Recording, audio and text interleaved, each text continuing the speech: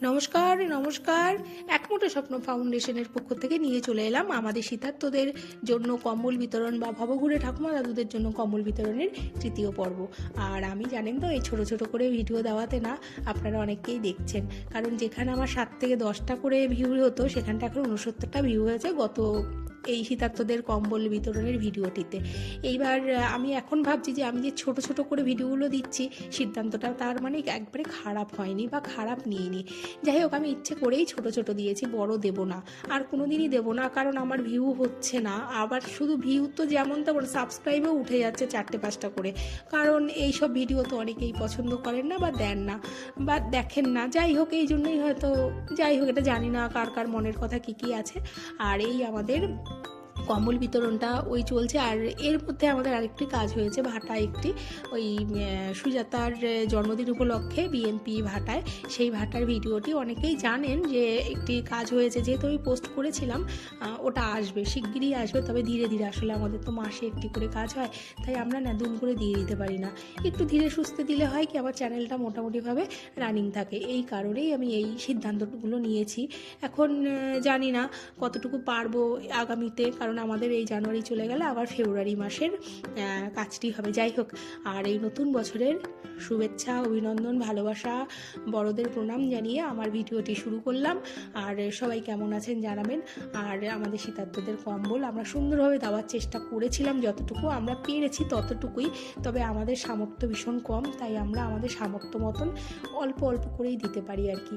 আর এই মন্দিরেও এরা বলেছিলেন যে 17 থেকে 18 জন বা 16 জনের মতন ঠাকুমা দাদুরা আছেন, কিন্তু এর থেকে একটু বেশি হয়ে গেছিলো।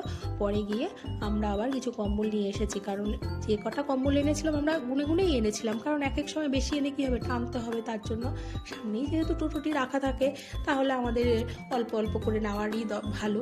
যাই হোক, আর বেশি বলতে ওই পাশে দিয়ে যে ভবঘুরে ঠাকুমা দাদুরা যারা নাকি রাধেশ্যাম করে বেড়ায়, সেই ওনারা চলে এসেছিলেন। তার জন্য আমাদের এক্সট্রা 5 থেকে 8টি, সঠিকটা আমার মনে করছে না, সেই কটা কম্বল লেগেছিল।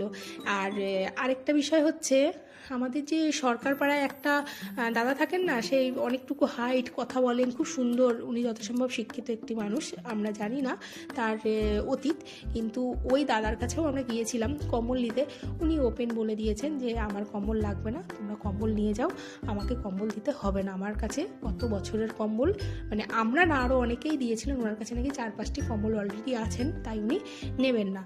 তো আমরা বললাম ঠিক আছে চলো, উনি যখন নেবেন না, ওনার কম্বলটা অন্য একজনকে দিয়ে দেওয়া যাবে। আর ও হ্যাঁ, আমরা কিন্তু ময়নার কম্বল নিয়ে এসেছিলাম। এখানটায় ময়না আজকেও নেই, কারণ ময়নার বর বা ময়নার প্রভু, ওরা যেমন নামে ওরা বলে থাকেন, প্রভু বা স্বামী, যাই হোক, ময়নার বর একটু উন্মাদ হয়ে গেছেন, ওনার মাথার একটু সমস্যা হয়েছেন। তো ময়নার বর এদিক ওদিক করে বেড়াচ্ছে বলে ময়নারও একটু সমস্যা হচ্ছে, তাই ময়না নাকি এখন আর মন্দিরে কদিন থেকে আসছেন না। তো যাই হোক, ময়নার কম্বলটা আমরা রেখে দিয়েছি। আমরা গরমকাল হলেও ময়নার কম্বলটা ময়নাকে দেব। আর কারণ হচ্ছে ময়নার হাতটাও তো খুব একটা ভালো না, নাইটিটা পেয়েছিল, সেটাও বললে যে হ্যাঁ নাইটি পেয়েছি, যা হয় আর কি। এবার ময়না নেই যেহেতু কিছু করার নেই।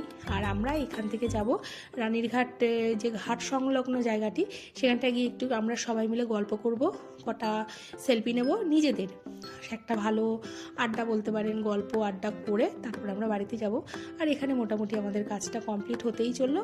আর ময়নারটা দিতে পারিনি, তাই একটু মন খারাপ হলো। ঠিক আছে, ময়না পাবে ধীরে সুস্থে। গতবারের কম্বলটি আমরা দিয়েছিলাম ওই শীতলদাকে দিয়ে, আর এবারও ইচ্ছে আছে এরপরে যখন আমরা আসবো ময়নার কম্বল নিয়ে আসবো, ময়না থাকলে পাবে, না থাকলে ওর জন্য থাকবে, আস্তে ধীরে পরে পাবে। আর এই ঠাকুমাটি এখানে দাঁড়িয়েছিলেন, তাই পরে গিয়ে আবার একটা কম্বল আমরা দিয়ে এসেছি। আর আমাদের ভিডিও কেমন লাগছে সবাই জানাবেন, আর আশীর্বাদ করবেন যেন এইভাবেই আমরা আমরণ কাল পর্যন্ত সুন্দর সুন্দর করে সময় কাটাতে পারি, আর এইভাবেই একটু একটু করে এগোতে পারি, ওদের পাশে থাকতে পারি, ওদের সাথে থাকতে পারি। কারণ একটা এই যে এই রকমভাবে আমাদের কাছে এই সময়গুলো না আর ফিরে আসবে না। এবার আমরা যদি আগামী 15টা বছর এইভাবে চালিয়ে দিতে পারি, তাহলে বলবো যে হ্যাঁ, জীবনে কিছু একটা তো পেরেছি, একটা ভালো সময় কাটাতে পেরেছি। যাই হোক, বলতে গেলে তো অনেক কথাই। আর এই ঠাকুমা, আর এই যে এই পাশে এই ঠাকুমা, ওই রানীরঘাট সংলগ্ন একটি বাথরুম আছে তার পাশেই থাকেন, তো এদেরকে কম্বলগুলো দেবো, দিয়ে আমরা একটু সুন্দর সময় কাটাবো, গল্প করব। আর ভিডিওটি যদি ভালো লাগে অবশ্যই লাইক, কমেন্ট, সাবস্ক্রাইব করবেন।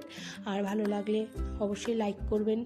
আর দেখা হবে অন্য আরেকটি ভিডিওতে। সবাই ভালো থাকবেন, সুস্থ থাকবেন, আর সাবধানে থাকবেন। শীত পড়েছে, সত্যি একটু বেশি সাবধানে থাকবেন। আর আমাদেরকে এরভাবেই আশীর্বাদ করে যাবেন, ভালোবেসে যাবেন, আর আমাদের ভিডিওটি দেখতে থাকবেন। আজকের মতন এখানটায়, নমস্কার।